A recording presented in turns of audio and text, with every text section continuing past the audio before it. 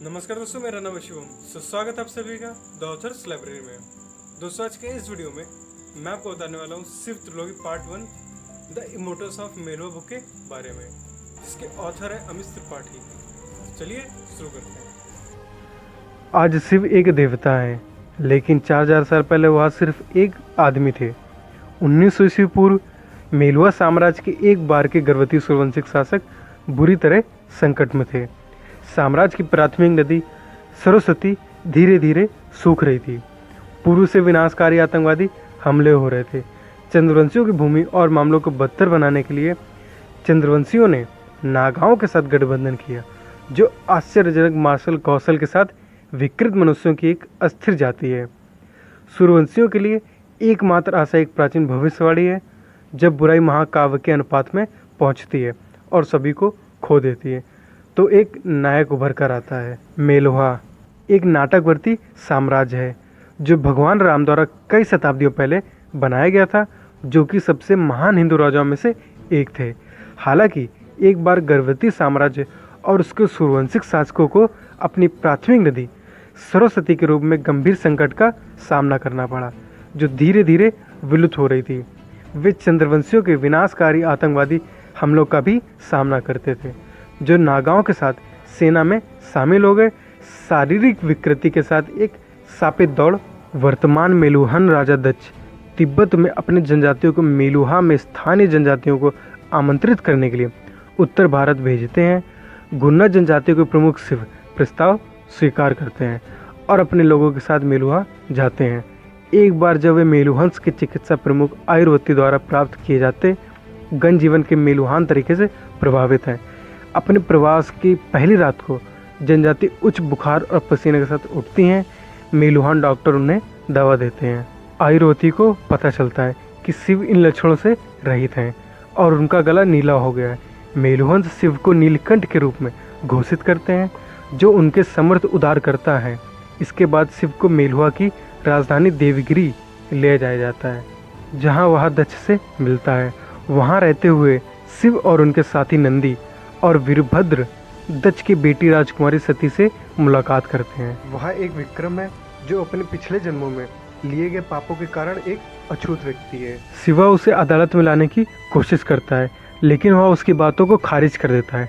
अतः शिव उसका दिल जीत लेते हैं और भले ही विक्रम नियम उन्हें ऐसा करने से रोकता है, एक क्रूर शिव इसे भंग करने और सती से शादी करने की कसम खाते हैं।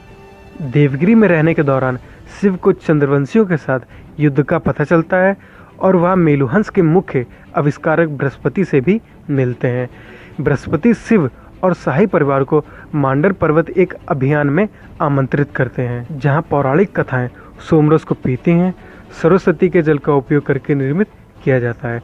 शिव को पता चलता है कि जिस कंठ से उसका गला नीला हो गया था वह वास्तव में एक मुखी सोमरस था, जिसे उसके शुद्ध रूप में ले जाने पर घातक हो सकता है, लेकिन वह सुरक्षित था, उसे नीलकंठ होने का संकेत दे रहा था।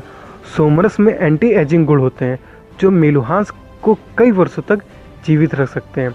बृहस्पति और शिव एक करीबी दोस्ती विकसित करते हैं और शाही परिवार देवगिरी लौटते हैं। एक सुबह मेलुहान एक विस्फोट के लिए उठते हैं, जो मांदार में हुआ। पहाड़ के कुछ हिस्सों को नष्ट कर दिया और वहां रहने वाले वैज्ञानिकों को मार डाला। बृहस्पति का कोई संकेत नहीं है, लेकिन शिव चंद्रवंशियों के साथ उनकी भागीदारी की पुष्टि करते हुए नागाओं का प्रतिचिन्ह पाते हैं। इससे क्रोधित होकर शिव ने देवगिरी के मुख्यमंत्री कनखला और मेलुहान सेना के प्रमुख पर्वतेश्वर के परामर्श से सौद्वीप में चंद्रवंशियों पर युद्ध की घोषणा की। मेलुहंस और सौदेव पेपन्स के बीच एक भयंकर लड़ाई लड़ी जाती है, जिससे मेलुहंस प्रबल होते हैं। चंद्रवंशी राजा पकड़ लिए जाते हैं, लेकिन नीलकंठ को देखकर क्रोधित हो जाते हैं। चंद्रवंशी राजकुमारी आनंदमयी बताती हैं कि उनके पास भी इस तरह की किंवदंती थी कि नीलकंठ बुराई सूर्यवंशियों के खिलाफ हमला करके अपनी जमीन बचाने के लिए आगे आएगा। यह सुनकर शिव चुप और पूरी तरह से व्यथित हैं। सती के साथ वह अयोध्या के प्रसिद्ध राम मंदिर जाते हैं, हैंसद्वीप की राजधानी। वहाँ उन्होंने अपने जीवन में कर्म, भाग्य और अपनी पसंद के बारे में पुजारी के साथ एक दार्शनिक चर्चा की, जो भविष्य में उनका मार्गदर्शन करेगा।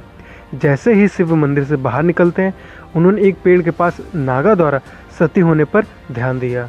ऑथर का मानना है कि मिथक कुछ भी नहीं बल्कि एक सच्चे अतीत की यादें हैं, एक अतीत जो धरती और अज्ञानता के टीले के नीचे दबा है। ऑथर ने शुरू में बुराइयों के दर्शन पर एक किताब लिखने का फैसला किया, लेकिन उनके परिवार के सदस्यों द्वारा इसे अस्वीकार किया गया।